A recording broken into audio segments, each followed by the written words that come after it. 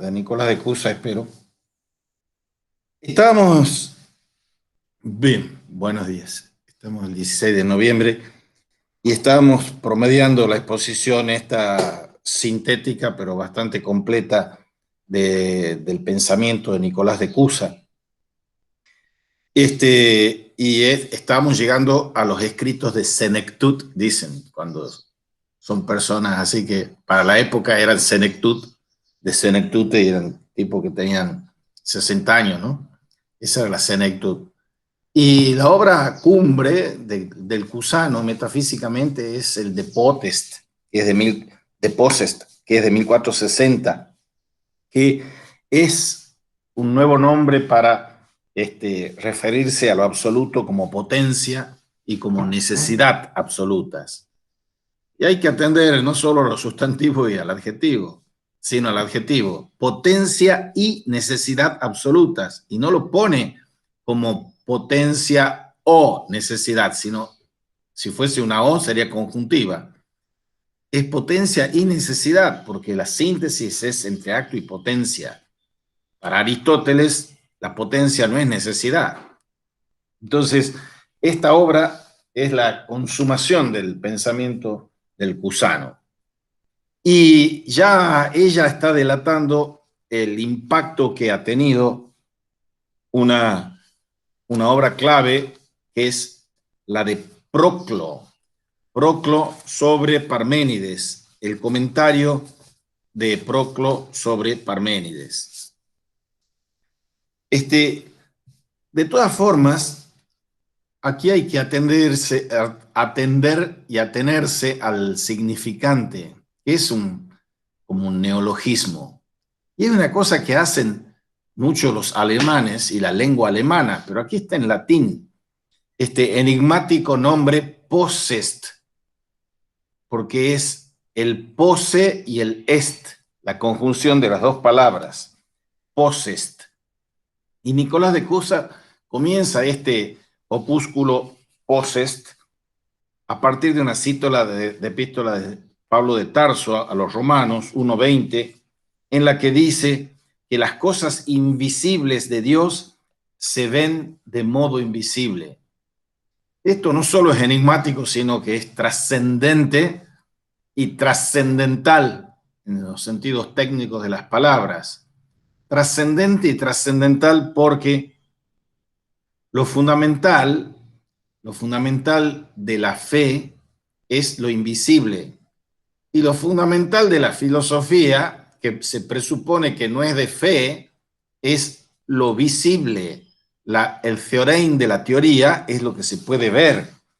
Acá hay una cita paulina para decirnos que esta cuestión es cómo ver lo invisible de Dios de un modo invisible, no de un modo visible. O sea, esto es un rechazo a la teología positiva, por decirlo así, del benemérito y nunca suficientemente ponderado Tomás de Aquino. Es una teología apofática que está en el neoplatonismo, que está en el pseudo Dionisio. Ver las cosas invisibles de Dios del modo invisible, como cita la doctora de la iglesia y santa Edith Stein, como cita también el señor Juan de la Cruz, que procede de Dionisio Areopagita, es la fe es de invisibilia et futura, y por eso dice, la fe es un rayo de tiniebla, es como un oxímoron, es un rayo fulgurante de tiniebla. Y aquí, para asentar esto filosófica y metafísicamente, está hablando de la coincidencia de potencia y de acto, cosa que jamás hubiese admitido el hilemorfismo de Tomás de Aquino y obviamente tampoco el que lo creó, que es Aristóteles. Y esto quiere decir que todas las cosas son por la actualidad absoluta y la actualidad presupone el poder ser. La actualidad, la energía, presupone el potest, el possest, el poder ser. presupone el poder ser. El acto puede ser. Coincidencia de potencia y acto. La actualidad presupone el poder ser. Y la posibilidad absoluta no es distinta del poder. Ya hemos señalado y lo vamos a seguir señalando la originalidad absoluta. Aquí está naciendo la metafísica moderna, con esta expresión, con esta concepción, que la posibilidad absoluta es o se identifica con el poder. Es una cosa absolutamente novedosa, valga la redundancia adverbial, absolutamente novedosa. ¿Qué es la esencia? Decía Tomás de Aquino, la esencia es la posibilidad interna de algo.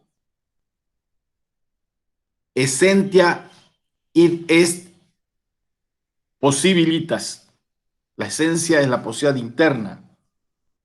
Ahora, hay muchas palabras, por eso se habla de la multivocidad, y aquí, para ponernos más ayornados, una polisemia de la palabra poder. El poder se dice de muchas maneras.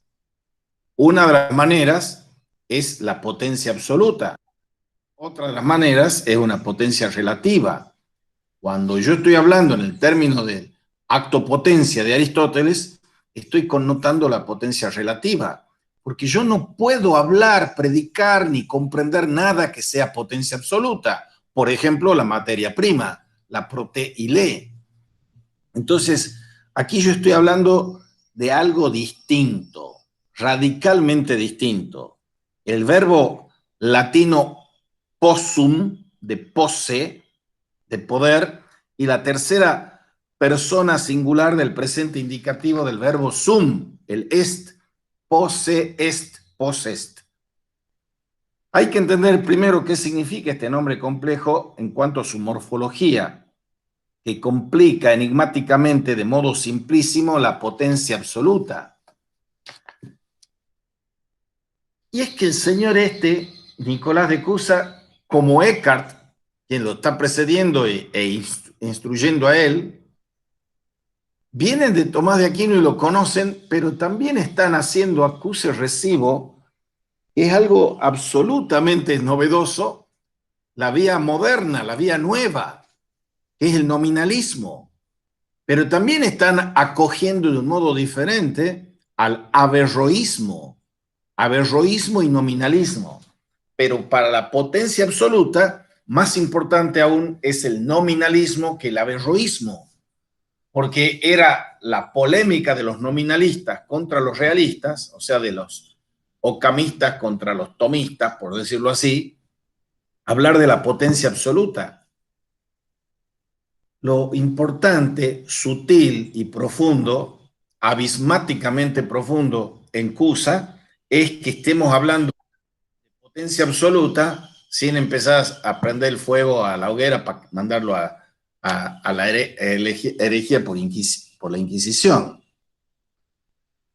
Si esto es así, como está postulando aquí o afirmando aquí Nicolás de Cusa, estamos siendo conducidos a la contemplación intelectual de lo que no tiene nombre, de lo innombrable, de lo que no tiene proporción. ¿Cómo comprender lo que es incomprensible? Comprender incomprensiblemente lo incomprensible. Eso es lo que hace Cusa. Y ello, lo incomprensible, es lo que manifiesta lo eterno, lo invisible, lo infinito. Y dar los ejemplos estos geométricos, si la línea es el acto de todas sus posibilidades, es efectivamente, wirklich, efectivamente todo lo que puede ser. Entonces, la línea no puede ser mayor de lo que es. Por lo tanto, la línea es máxima, ni puede ser menor de lo que es, y por lo tanto es mínima. Es, por lo tanto, a la vez, máxima y mínima. Del mismo modo, a partir de esta línea se pueden formar todas las figuras, y es, por tanto, término, modelo, figura, razón y causa de todas. Esto nos conduce a ver invisiblemente lo visible. Esa es la potencia absoluta que complica todas las cosas, previa a la distinción entre acto y potencia. Y a fin de mostrar la potencia absoluta, como en una imagen sensible, él pone lo del trompo. El niño tira el trompo y la peonza, y mientras la lanza al mismo tiempo la hace volver hacia sí mismo mediante la cuerda. Todo esto ya lo estábamos refiriendo, pero me importaba recapitularlo porque es para ponderar una vez más superlativamente el alcance metafísico de esto. La absoluta potencia se identifica con la necesidad absoluta. Y en Dios, la potencia absoluta, que es el acto puro, y la unión de esta potencia con este acto son coeternos. El acto presupone lógicamente la potencia. La potencia, por el contrario, no presupone nada. Esta potencia, que es lógicamente el principio del acto, es el Padre. El Hijo es la eterna puesta en acto de la potencia del Padre, y el Espíritu Santo procede de ambos. Es la unión coeterna de la potencia absoluta y el acto puro. Si uno quiere ridiculizar genialmente, como lo hace Chesterton, a la filosofía de Hegel, le plantea la cuestión del huevo y la gallina. Y no la va a poder responder Hegel a la cuestión del huevo y la gallina, porque no entiende del potes este que está hablando el señor Nicolás de Cusa, aunque él está procediendo y borrando las huellas de Nicolás de Cusa. El ser presupone el poder. Hace falta entender, para entender Cusa, esas 5 palabras. El ser presupone el poder. Nada es a menos que exista la posibilidad de la que procede, y el poder no presupone nada. El universo, que es el contracto, el universo está en potencia en el Padre, que es lo máximo, y se pone en acto en el Hijo, que es como un contracto que no es contracto, porque el Hijo no es lo mismo que el universo. El universo es el contracto. El Hijo es el que actualiza la potencia infinita del Padre. El Hijo es la universalidad de la creación considerada de manera actual. El poder crea a partir de la nada, y hay un conjunto de las posibilidades lógicas del ser con las que se designa su aspecto creador y su aspecto complicativo de todo lo que es. El possest contiene complicite las criaturas. El posse est contiene complicadamente, complejamente las criaturas. Y el posse es el corazón de esta metafísica del compendium, que es del 1463 al 64, o sea, 3 años después de haber escrito el possest, escribe el compendium, en el cual se presenta y se expone un breve conjunto de las ideas centrales del Cusano, dirigidas probablemente a algún discípulo cercano. Y las 2 principales notas del Posse, que pueden entenderse como aspectos de una misma característica, son ser antes que el ser y el no ser antes que el ser y el no ser, y preceder al hacer y al ser hecho.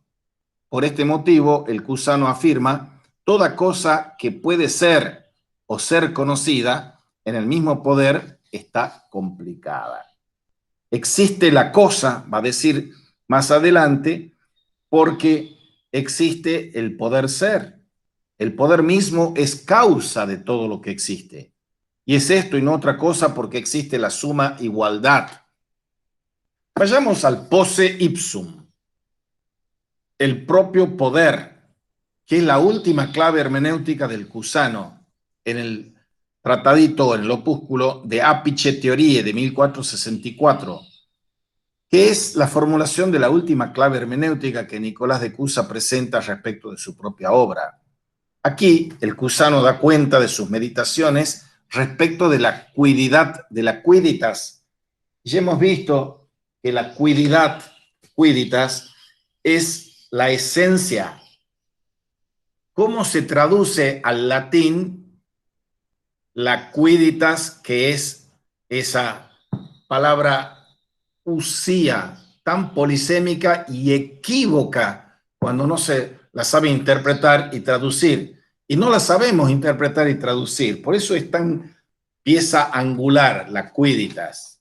En alguna traducción de la metafísica de Aristóteles hay un gran español que la traduce y la ofrece en la versión, que es la versión de Gredos, en 3 lenguas: el griego, el latín y el castellano.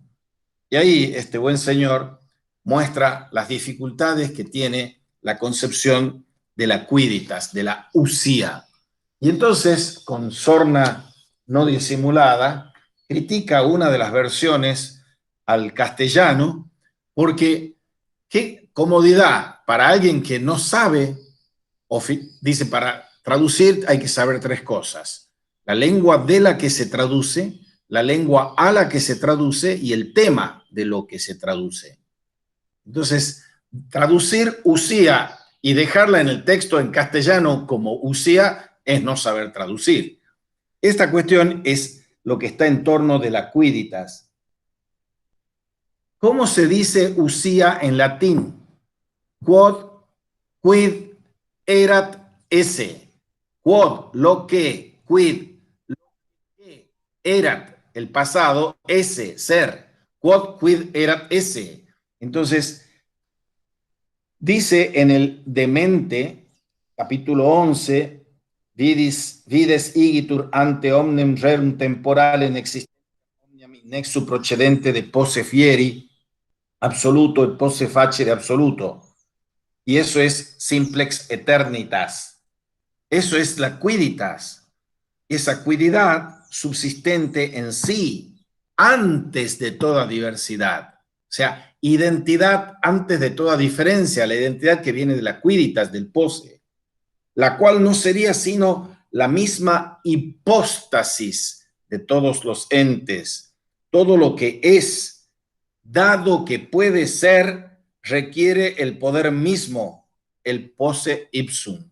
Repito, todo lo que es, dado que puede ser, requiere o prerequiere, si quieren, el poder mismo, por el cual puede ser, y nada por fuera de él puede ser más subsistente. Nada es más cierto que el poder mismo. Nada es más cierto que el poder mismo. Y en él está complicado, coimplicada toda la belleza y la claridad de las cosas visibles. El Cusano confiesa haber buscado previamente la verdad en la oscuridad, pero ha hallado que la verdad es más clara cuanto más fácil es. Y dice: verás a continuación que el poder mismo más potente, que el cual no hay nada y respecto del cual nada puede ser anterior ni mejor, es mucho más apto para nombrar aquello sin lo que nada puede ser, vivir y entender, más que el possest o que cualquier otro vocablo. Si puede tener un nombre, el nombre que mejor lo denominará será ciertamente el poder mismo, más perfecto que el cual no hay nada. Creo que no existe otro nombre más claro y más perfecto o más fácil, dice. Bien. La posibilidad y el poder, potencia y acto aristotélico, son como imágenes que orientan la especulación.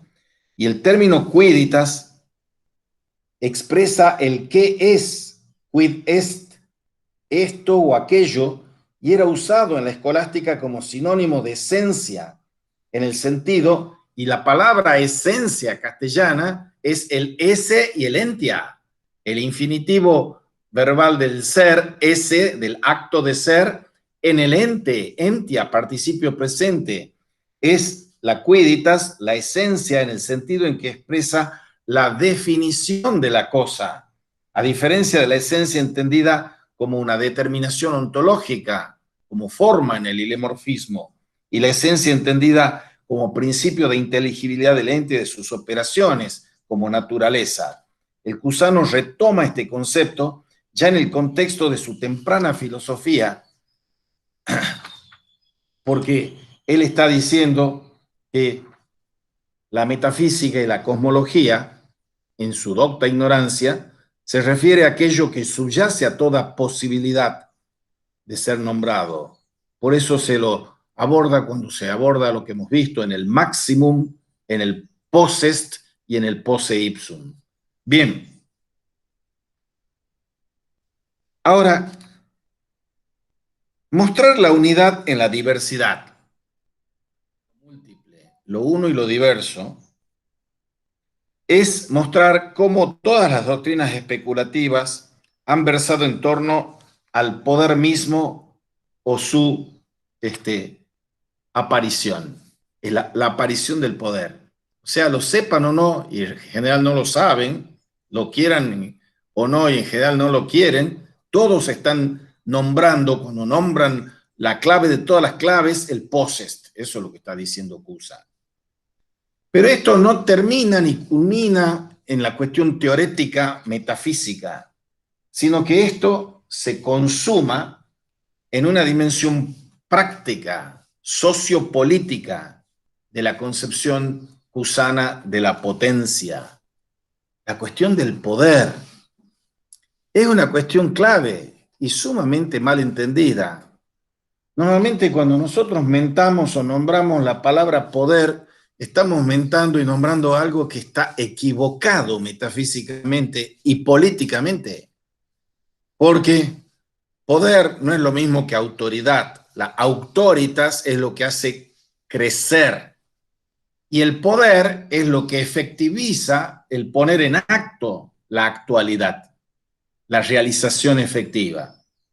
Ahora, si yo tengo que ver cómo se ordenan la concepción sociopolítica, hemos tratado muy poquito y tangencialmente, pero lo hemos hecho en 2 o 3 clases sobre el Dante Alighieri, de ese tratado de la monarquía, que es la última utopía medieval y la primera utopía moderna de un gobierno mundial que apunte a la concordia. La concordia es algo totalmente distinto de la discordia y distinto del acuerdo. En una perífrasis que en algún momento realicé en trabajo para el CONICET, yo señalaba que el trípode dialéctico de Hegel tiene identidad, desdoblamiento y reconciliación. Pero si uno lo pone en un plano no noético, ontológico u ontoteológico y lo pasa a un plano afectivo y volitivo, la tesis es el acuerdo, la antítesis es la discordia y la síntesis es la concordia. Y nosotros solemos leer los filósofos sin parar mientes y sin atender en absoluto a la trama política que sostiene las metafísicas. Política teológicas o teológico-políticas. Nicolás de Cusa no se entiende sino a partir de los cismas políticos de Occidente y de los denodados esfuerzos del Concilio de Constanza y del Concilio de Basilea para superar el cisma de Occidente. Nicolás de Cusa no se entiende sin esa proposición que vamos a ver aquí de ir hacia la concordia, no solo la concordia católica, sino la concordia con todos los ritos y religiones. Todos los energúmenos que han habido y que hay hoy, hablando de teología política, hablan en contra de esta concordia, porque dicen que está el amigo enemigo, la guerra de todos contra todos, el contractualismo. Es imposible hablar de la concordia. Grandes craniotecas, premios Nobel de Economía, etcétera, se mofan. Algunos representantes de aquí, argentinos súper prestigiosos del liberalismo salvaje están atacando esta cuestión del gobierno mundial. Y eso era lo que buscaba Dante Alighieri, por supuesto que no se realizó. Y es lo que busca Cusa, y por supuesto que tampoco se realizó.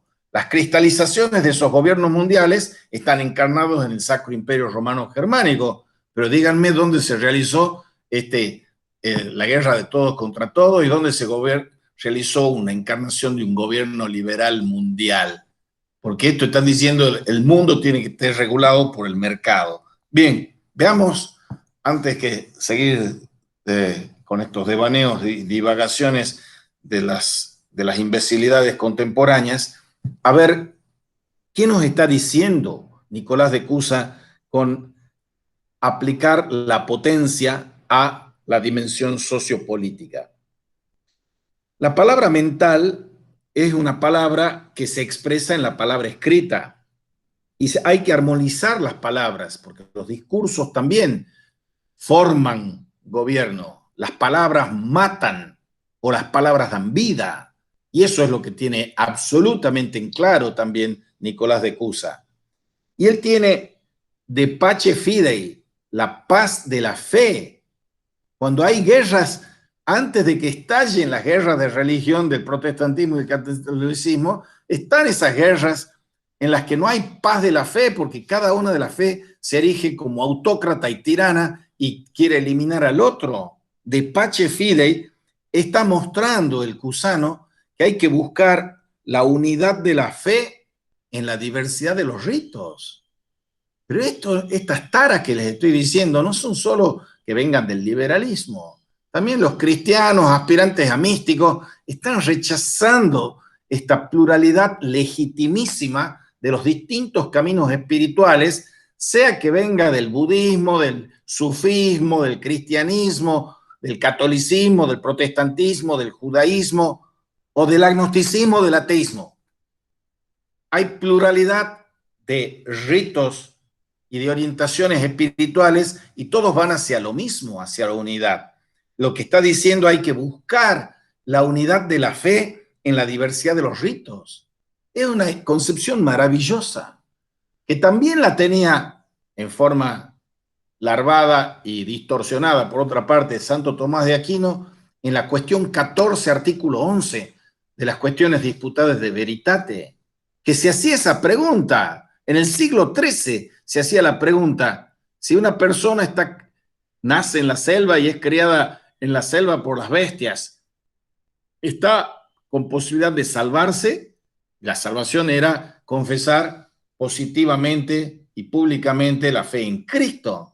Y Santo Tomás contesta que sí, porque Dios le da a todo hombre, sea cual sea la latitud, la fecha, la raza, etcétera, en la que haya nacido, le da todo lo necesario para salvarse. Eso, saltando del 13, 7 siglos después, en el 20, recibe una formulación extraordinaria de uno de los mayores teólogos católicos del siglo XX, Karl Rahner, y él llama a eso el cristianismo anónimo. O sea, no es que, como decía el Concilio de Trento, fuera de la iglesia no hay salvación. Por supuesto que hay salvación. Entonces hay que superar esas jaulas mentales de los monismos o de los separatismos o de los aislacionismos. Y hay que hacer, como hace Nicolás de Cusa, abrir el juego al diálogo interreligioso, a la unidad de la fe en la diversidad de los ritos. Veamos cómo se formula el problema. Lo interesante, por no decir paradójico, de este texto, de estos textos del cusano, es que se producen en el contexto, el Sitz im Leben, el lugar en la vida, de la caída de Constantinopla. La caída de Constantinopla acontece el 29 de mayo de 1453. En ese contexto vive y piensa y trabaja Nicolás de Cusa. La caída de Constantinopla es la separación entre el Oriente y el Occidente. Y Nicolás de Cusa concentra sus esfuerzos especulativos en pos de una propuesta de la paz perpetua, que no es un sintagma que acuñó el ilustrado Kant en el siglo XVIII. Estamos hablando del siglo XIV. La paz perpetua es el ideal para un momento en que había una cristiandad, pero una cristiandad que estaba dividida en la de estaba en Oriente y Bizancio y la que estaba en Occidente, pero a la cual se le va a sumar después los musulmanes. Obviamente, ya se le han sumado en ese momento. Uno de los maestros que él toma como maestro a la distancia por los textos es Ramón Llull. y Dios mediante el año que viene vamos a ver metafísica medieval y vamos a ver Ramón Llull. No existiría la cibernética sin Ramón Llull. No existiría Leibniz sin Ramón Llull. Y no existe Nicolás de Cusa sin Ramón Llull. Ramón Llull estudia el árabe para ir a evangelizar a los musulmanes. O sea, Nicolás de Cusa no está sacando un conejo de la galera porque sea un mago. Se está enancando en una tradición riquísima, extraordinaria, que era importante en su época y sigue siendo importante hoy. Ahora, esta concepción nace de una visión. Cuando él está volviendo desde Constantinopla, él tiene una visión, y esa visión es del Dios que nos revela, dice, y esa visión es la semilla del de Docta Ignorantia. O sea, hay que entender el contexto y la trama sociopolítica que hay por detrás y por dentro del de Docta Ignorantia. Y en esa visión, esta vicio, es la que un hombre que está refiriéndose a sí mismo en tercera persona, Nicolás de Cusa, es arrebatado, raptus est, es arrebatado y es elevado a un concilio de santos, representantes de distintas religiones.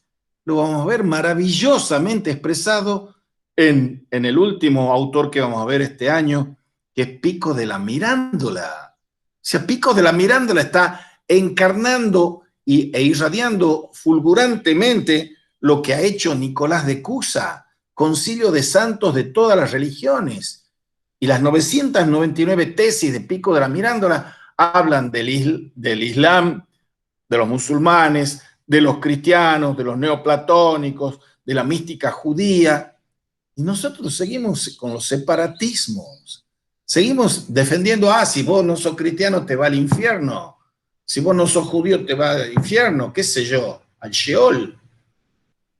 La estupidez y la imbecilidad que hay en las metafísicas es ese separatismo. Y la riqueza es el juntarse en la pluralidad, buscar la unidad no desde algún monismo autocrático y teocrático. El cusano comienza la obra con una reflexión antropológica en la que afirma que Dios hizo que en el hombre resplandezca la imagen de su inefable virtud. Inefables virtutis tuae imago. Dios hace que en el hombre resplandezca la imagen de su inefable virtud. Y a partir de un hombre hizo que diversos pueblos ocupen la tierra. Y eso lo llena de maravilla. Y el problema aquí no radica en la pluralidad de religiones, dado que esa pluralidad de religiones es algo que Dios posibilita y permite. O sea, la pluralidad es algo bueno, santo y de origen divino. No es que la unidad es lo divino y la pluralidad es lo demoníaco. Este es un mandato divino, pero allí y así, cada hombre, a partir de que tienen distintas religiones, cada hombre y cada pueblo que adscribe a una religión particular cree que su religión es la verdadera y no perciben que todas las religiones, a su manera parcial, siempre parcial, explicitan la inefable verdad del uno, de lo único. Y la solución a este problema, dice el Nicolás de Cusa, radica en que lo que todos los hombres buscan en cada objeto que apetecen es Dios. Todo el que busca la verdad busca a Dios. Esa frase, todo el que busca la verdad busca a Dios, es de Edith Stein, porque una monja carmelita, que era discípula también de Husserl, lo va a visitar en el lecho de muerte a Edmund Husserl. Y entonces cuando vuelve le cuenta que el maestro le mandaba muchos cariños y el maestro siempre se jactaba de que le proporcionó a la Iglesia Católica montones de fenomenólogos. La Edith Stein dice eso. Yo sé que el maestro está con Dios y en Dios, porque todo el que busca la verdad, como buscaba él incansablemente, busca a Dios. Buscar la verdad es buscar a Dios. Y Dios es una infinita potencia creadora, potes creatura infinitatis, que no se encuentra en ninguna de las cosas que ha creado, ni es nombrable o alcanzable a la mente humana, pero que se hace visible en la medida en que puede ser comprendido, pues nadie escapa de Dios sino porque lo ignora. Subrayo el porqué. Nadie escapa de Dios sino porque lo ignora. Docta ignorantia. Incomprensiblemente comprender lo incomprensible. No se trata de eliminar la diferencia de ritos. Hay que postular, afirmar y sostener la legitimidad y riqueza de la diversidad de creencias en la unidad de la fe. Luego, el Cusano se ocupa de mostrar que los siguientes aspectos de la religión son universales, es decir, que están supuestos en la única fe.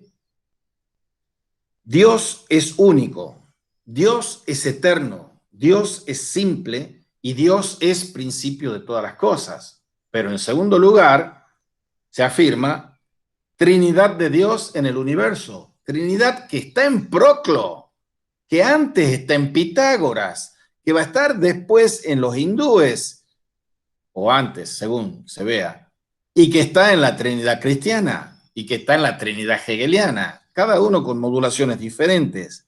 O sea, Dios es unitrino, es único, eterno, simple, principio de todo, y es trino, Trinidad de Dios y Trinidad del universo. Eso es, se llama Trinidad inmanente y Trinidad trascendente. Ad extra es en la creación. La imago Trinitatis está impresa como huellas en toda la creación, pero la Trinidad en sí es inmanente a Dios mismo, a la perijoción de las personas en la Trinidad. ¿Qué moraleja o consecuencia metafísica puede sacar uno de esto? Los sabios, los amantes del saber y los de la sabiduría del amor, aquí presuponen la existencia de una sabiduría, esa sabiduría que es la inversión de la filosofía, que es amor al saber, y que es un saber del amor.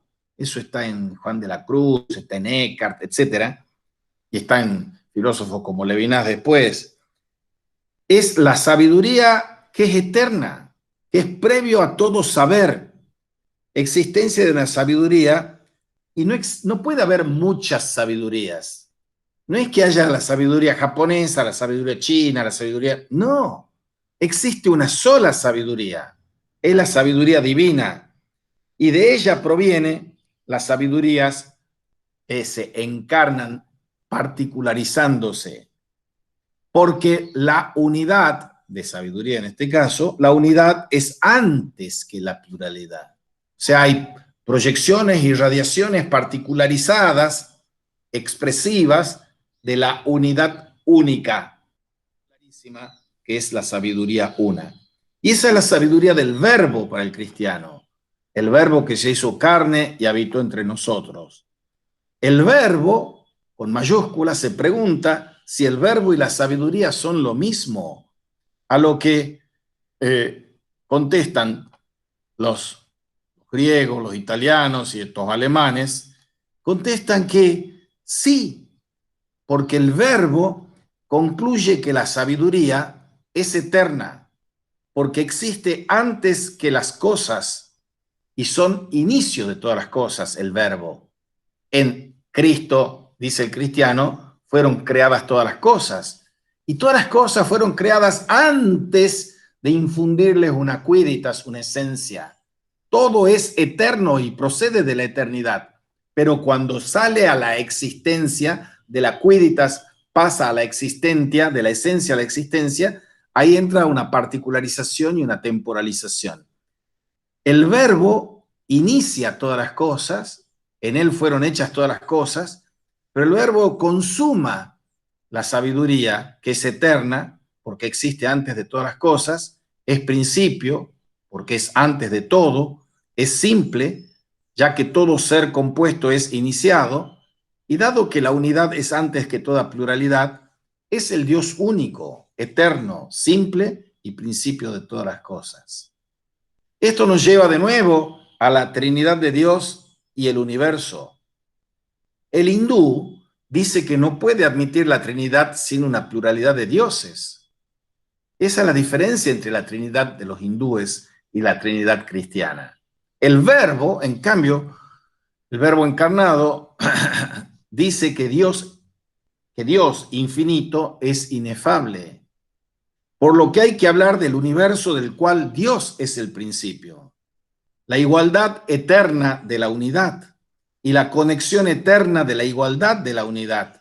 Conexión eterna de la igualdad de la unidad significa un principio simplísimo del universo, es decir, Dios. El máximo y el contracto. El universo es el contracto, que es la explicatio de la complicatio de todo en Dios. Complicatio, explicatio. Dios ha de ser unitrino porque en el principio debe ser coimplicado lo iniciado. Luego el verbo señala que en el alma racional están la mente, que es el espíritu, la sabiduría, que es Sofía, y la voluntad o el amor, que es el agape. Mente, espíritu, Sofía, sabiduría y amor. Y eso son poseídos en toda la creación a semejanza de la fecundidad de la Trinidad increada. Entonces hay Trinidad increada y creadora, y Trinidad creada, que es la imago Trinitatis en toda la creación. Y está creada, dicho con un sintagma que parece de Leibniz, del mejor modo posible. O sea, lo que existe contractamente en el universo es el mejor de los mundos posibles, porque está creado a imagen de la Trinidad. Ahora, acerca de la encarnación, y esto no lo digo como una butad o un chiste, la palabra latina es meliori modo, del modo mejor, meliori modo, del mejor modo posible. El meliori modo del cual nos está hablando este buen señor es de pace fidei, voluntas seu amoret, aec trinitatis in unitati essentia anime fecunditas, quam habet in similitudi fecundissime increate trinitatis, sine quo esse fecundo non posset nec mundus subsistere, nec creatura esset meliori modo quo esse posset. Repito, se los he dicho ya en castellano, se los digo en latín, que queda literalmente y espiritualmente bien traducido. Dice, es tampoco la criatura, esset meliori modo quo esse posset. La criatura que no puede ser más perfecta ni mejor del modo en que puede ser. Bien, acerca de la encarnación del verbo se plantean los siguientes problemas. A, el verbo de Dios no es Dios. B, ¿cómo puede Dios, que es inmutable, volverse un hombre que es mudable? Verbum proviene del griego logos, esto es razón, esto es Dios, Dios es la razón, es el verbo que creó todas las almas racionales. Ese Dios que crea todas las almas racionales es el Dios que es la razón absoluta. En Dios, el tener coincide con el ser. Yo tengo razón, puede decir una criatura que es un animal racional. Yo soy la razón, solo lo puede decir Dios. No lo puede decir ningún hombre, aunque sea Hegel. Yo soy la razón absoluta, eso es Dios, y solo Dios, porque así como acto y potencia se identifican, el ser y el tener se identifican. Esto muestra que Dios crea todas las almas racionales poseyendo la razón y el tener coincide con el ser, por lo que el verbo de Dios es Dios. Y nosotros somos un Dios menor, somos un Dios creado, un Dios minúsculo. Y cuando se considera a Cristo en su naturaleza humana, se considera que es verdaderamente hombre y verdaderamente mortal. Y en ese sentido, no era verbo de Dios. En tanto que mortal no era verbo de Dios. Aquí se unen la noción de filiación y de adopción. Y uno puede comprender esta doctrina del Cusano remitiéndose al tercer libro del Docta Ignorantia. Este Una pregunta, Fabián. ¿Vos has expuesto el primer libro del Docta Ignorantia y esta semana subís el segundo o no? Ya están expuestos. Hoy he colgado la clase sobre los libros 2 y 3 de Docta Ah, Ignorancia. perfecto, perfecto. Bien, aquí estamos en el 3. El 3 es el que habla de Cristo. El primero, el que habla de lo máximo. El 2, el que habla de lo contracto. Y bueno, ahí ya tienen en la exposición, en las clases que le ha colgado Fabián, los 3 libros. Pero aquí nos está mostrando que hay esa unión hipostática que se llama de la naturaleza superior y la inferior. Y el tercer libro de la Docta Ignorancia, dice allí el Cusano, pues el intelecto en todos los hombres es, en cuanto posible, todo, creciendo gradualmente de la posibilidad al acto. Es como un polígono inscrito en un círculo y el círculo fuera la naturaleza divina, si el mismo polígono debe ser máximo, figura circular y eterna. O sea, Cristo actualiza la potencia máxima del intelecto. Y ello no a pesar de, sino gracias a la significación de la muerte en cruz de Jesús el Cristo. Por tanto, dice Nicolás de Cusa, la humanidad de Cristo saldó todas las falencias de los hombres, pues siendo ella máxima, abarca toda la potencia de la especie. Pues esto es lo que realiza la maximidad de la naturaleza humana, para que en cualquier hombre que se adhiera a él, por medio de la fe informada por la caridad, Cristo sea ese mismo hombre por medio de una unión muy perfecta, dejando a salvo la singularidad de cada uno. En Cristo, entonces, se da la mayor naturaleza humana que se personifica en la del Padre y se da por su medio la unión de la naturaleza humana con la divina. La felicidad del hombre radica en su unión con la vida inmortal y esto no sería posible sin la mediación de Cristo. En el de Pace Fidei, Nicolás de Cusa culmina presentando un examen de unos libros sobre los usos religiosos entre los antiguos. Y aquí, para esta benemérita concepción del diálogo interreligioso, dice, se descubrió que todas las divergencias se refieren más bien a los ritos que al culto. Ritos y culto. La palabra, o una de las palabras más importantes de las lecciones de filosofía de la religión de Hegel es la palabra culto. Se refiere más a los ritos que al culto del único Dios. Todos los hombres desde el inicio han presupuesto siempre un solo Dios y lo han venerado en todas las formas de culto. Formas, plural, culto, singular. Y de este modo se concluyó en el cielo sobre bases racionales la concordia de las religiones. El rey de los reyes ordenó luego a los sabios regresar a la tierra para conducir a las naciones a la unidad del verdadero culto y encargó a los ministros del espíritu el guiarlos y asistirlos.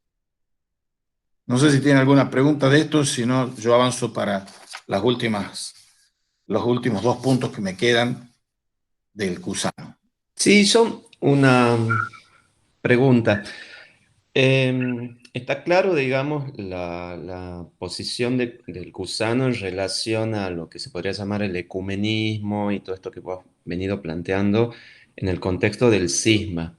Pero también Nicolás, en su biografía, contábamos que él pasó por una primera etapa en sus posiciones políticas desde el bando de los conciliaristas y después se pasó al bando de los papalistas, pero lo que yo encontré en los intérpretes es más bien que la explicación de por qué él se pasa a los papalistas es bastante pragmática, digamos, en términos de que él se vuelve amigo de los papas, pero yo creo que está bastante asentado en estas posiciones metafísicas, teológicas, filosóficas en torno a lo uno, ¿no?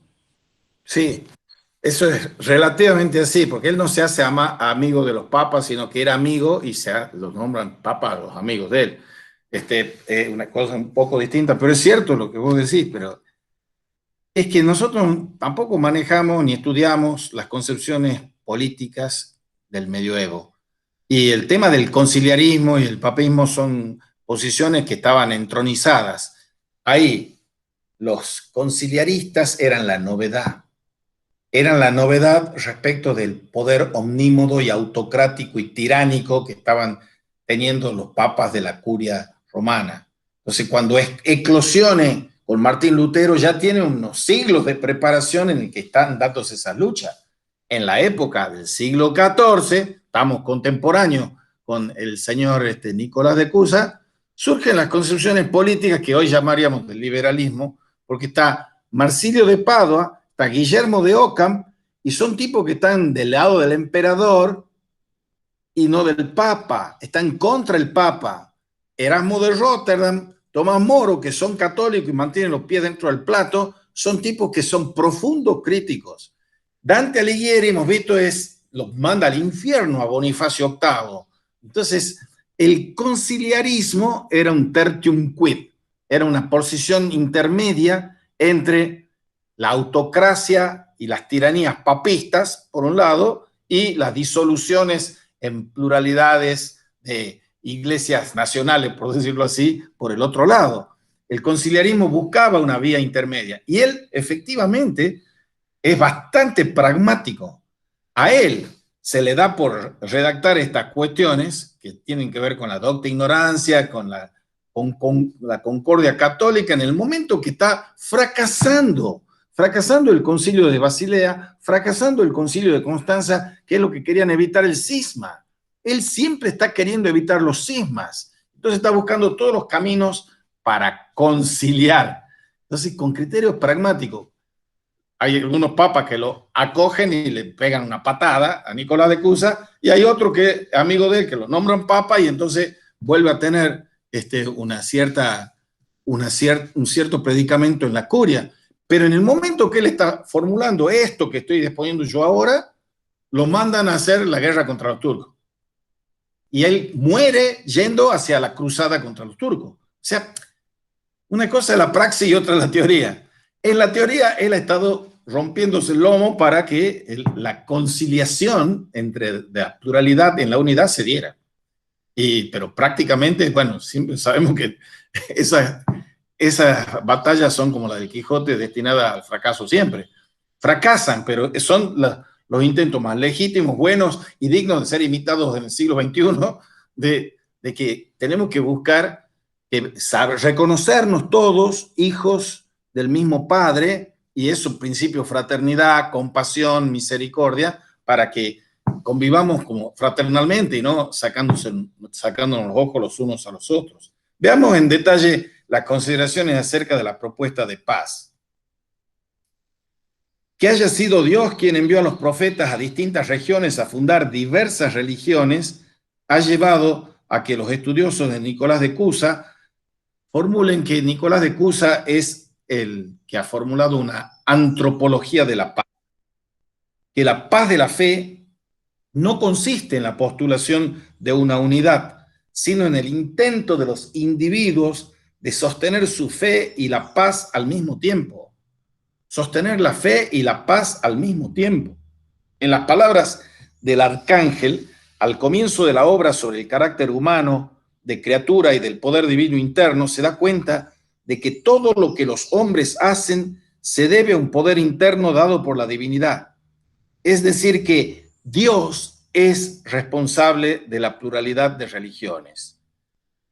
Y si me disculpan que vuelva a insistir con las imbecilidades de los genios estos contemporáneos del liberalismo aquí en Argentina y en el mundo, empezando para mencionar los del mundo, a Karl Popper, y a von Hayek, y a von Mises, y a todos esos, ellos sostienen cosas que cualquiera debiéramos poder sostener y que las sostiene Nicolás de Cusa, que lo importante es la pluralidad y no el monismo de un platonismo, de un hegelianismo, de un marxismo, como dicen la sociedad abierta y sus enemigos Popper. O sea, no estar con el monismo no significa estar con un pluralismo individualista y posesivo, que es el de los liberales.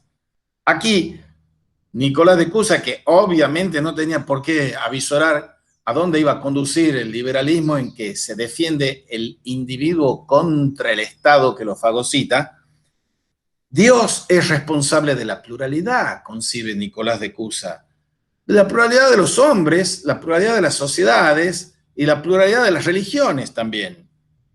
Y hay que hacer hincapié en el problema antropológico, considerando que el cusano caracteriza la condición terrena humana, terrena conditio, como fanatismo, la afirmación de una posición como la única verdadera, no entendiendo su carácter parcial y contingente. Todos los fanatismos y todos los fundamentalismos son una aberración, son el epítome, cifra y símbolo de la inhumanidad. Los hombres no somos poseedores de una verdad única. Todos encarnamos sí o sí, sea cual sea la religión o irreligión que profesemos, todos estamos practicando una parcialidad. Y no podemos reclamar ni con poder de policía ni con poder ideológico que la nuestra es la única posición legítima. Eso es fanatismo, dice el señor Nicolás de Cusa. Eso es fundamentalismo, decimos hoy, sea el de Trump, el de Putin, el de Lisi o de quien fuese. Consideramos entonces que no hay que perder de vista que el tratamiento que hace el cusano de las religiones se da como el de todo aquello que cae en el terreno de lo contracto en medidas proporcionales. Es decir, que va a haber religiones que se acercan más y otras que se acercan menos a la glorificación de Dios, pero todas buscan lo mismo, todas buscan unirse a Dios. Alabar la potencia divina, y su principio es siempre el poder interno que los hombres reciben por ser imagen de Dios.